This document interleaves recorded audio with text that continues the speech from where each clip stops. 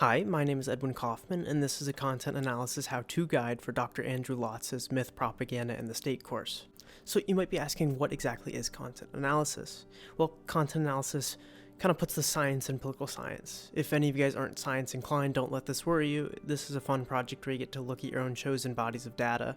And for some projects, you might be counting words that happen on particular pages or counting how many times different dictators wave their hands during a speech.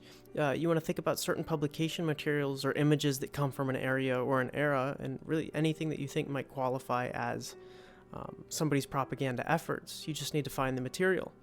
And you can look at your own personal interests and leverage them. When coming up with a body of objects that you want to choose for the project, think about things that interest you. Once you identify some sort of propaganda in the world or some kind of direction that you want to go, you're going to then, for the remainder of your project, perform a nuanced analysis of it. You're going to want to look at your objects in their complexities. Though if your meaningful data seems too large, you can just break it up into like a selection of it, but it does have to be more than one piece. And even if you do just take a subset, you really need to be thinking about whatever you have as a whole set. And so from there, you might be thinking, where do I find these collections? And so any digital or in-person collections of material is going to be helpful. Digital might be more readily accessible, but don't discount things only accessible by going in person. You can check out PicCap Plus, the Library of Congress, or any national archives. And librarians are incredibly helpful. On Pitt's library website, they have a collection of subject experts who are incredibly smart and really enjoy helping students. If there's something you're thinking of, or if you just might want to talk to a librarian to help get your project started, you can email them or schedule an appointment on the website. For example, when I was working on this project, I was becoming pretty invested in Appalachian studies, so for my project, I decided to work with a Pittsburgh cartoon character named Pa Pitt. And without getting into too much of the history, there was one man who initially created the figure, and throughout a period of time, others caught on and began drawing him in kind of uncharacteristic ways. And because I was interested in the similarities of the different depictions and thought I might be able to pull some sort of argument from it, I decided to use the various images of him. And also, to start my project, when I was trying to look for collections, I emailed one of Pitt's library specialists, and they really helped my project take off. They had so much helpful information, and they even connected to me to other people beyond the library. When you're starting your own analysis, you want to start with a precursory claim or argument to make about the set of propaganda that you've identified. You want to try to explain what you think it is trying to say or what they're trying to accomplish. Like, just think about what are their ends, and don't worry so much about writing your introduction at the very beginning. It'll be easier to fill out once you actually complete the analysis and have had more time to think about things. And when thinking about a rough outline for your projects, you can think of the different sections as being first, the introduction with a thesis, which you might want to write last, and it might end up being about a page. Second is your methodology, and this should aim to be about 3 pages. Third is your validity and reliability testing, and fourth is results. Fifth, argument. Sixth, works cited, and seventh, your appendix, which I will go through. After you have your body of propaganda, you want to come up with a coding scheme that will allow you to perform a content analysis of it. Here, you're kind of starting your methodology. Past here are kind of things that you want to keep track of for your write-up of the project. And to use my project as an example, I had a collection of 10 images of different depictions of Pa Pitt, and for the 10 images, I made 9 categories that you can see here. I thought each of these categories would allow me to account for some of the various tactical strategies that the cartoonists would have employed. Next, after you come up with your coding scheme, you want to analyze your body of objects using it. And in Google Sheets, I filled out this table. And after I filled it out to perform reliability testing, I sent my body of propaganda and my coding scheme to my partner. I had them fill out a blank data table in response to the 10 images.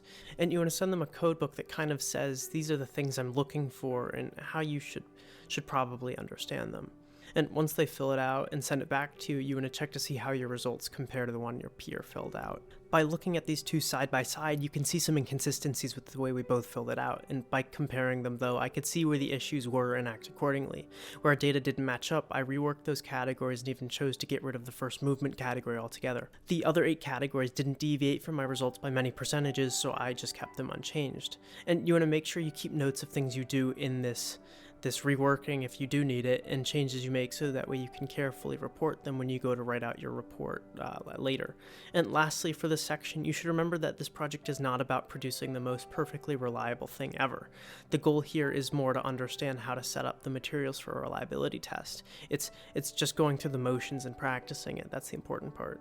Now, after reliability, you might want to look at validity. If you've taken a research methods course, have done the research, or just know, there are some different types of validity, and the 4 big types are construct validity, hypothesis, predictive, and semantic validity. These all let you do assessments of your work that help you see how others might understand your work to be valid.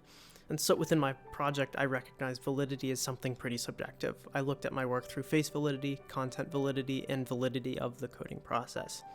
And when going through your project and when thinking about it in your report, keep mental or physical notes because they're really helpful in the end. When writing out your project, the next thing that comes is probably your results. And writing it out, I showed my rework data table and explained it. I wanted to be transparent about my reliability errors because it helped me keep track of what I was doing and because it's just good to keep notes for future reproducibility. And after my data table, I showed a bar graph that reflected the percentages listed below the data table. And last, I created a third table that showed more data as a bar graph. I thought it would be interesting to look at the percentage of each category actually used by each cartoonist.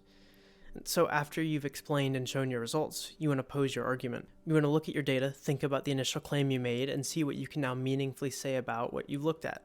My primary argument was, now that I've introduced my data, I argue that cartoonists presented Paw Pitt with traditional female accessories, such as ribbons, to ease the transition from newspaper use of Miss Pittsburgh to a gentlemanly male figure. And based on my results, I could see that the new Paw Pitt figure did use more feminine accessories. To further support my argument, I found and included some sources that talked about how, by that point in time, it was much less common and socially acceptable for men to be wearing things like bows or ribbons. Then, after you've presented your argument, you want to wrap it up with a conclusion. Here, you might want to quickly talk about things you found, or just kind of rewrap things up. And when writing it out after you've summarized your argument, think about how your findings might be helpful in the future for different situations. You might want to, press your findings a little bit. Maybe stretch a little with your conclusion, say something exciting and new about what you found in your project. What purpose does your data serve? What can it tell us about other bodies of propaganda? Who does it help? And so on. Then, of course, you want to make sure you cite your works, cite your body of propaganda and any other outside sources. And when you're here, you're almost finished. There's one more section you want to include at the end. Here at the very end, you want to put in your appendix. Here's where you might want to include things like examples of methodology and treatments of the coding scheme, where you're explaining why you made certain decisions when thinking about your objects in relation to the codes you came up with. Also, even though it's in your main body of the paper, or it might be, you might want to include other things like your peers' data table and graphs. And lastly, at the very end of my document, I included each of the 10 Paw Pitt images that I assessed, so that way they could be used as reference when people are reading through my paper. Hopefully this serves as a brief how-to guide and prepares you to start taking on your projects. There will be days of class in the future where we explore some of these things a little further, so feel free to come with questions. The kind of fun and exciting thing about this project is that there are so many different things you could cover which would result in variances in the final write-ups. So just start thinking about bodies of propaganda you might want to access and explore, and start imagining your arguments for them.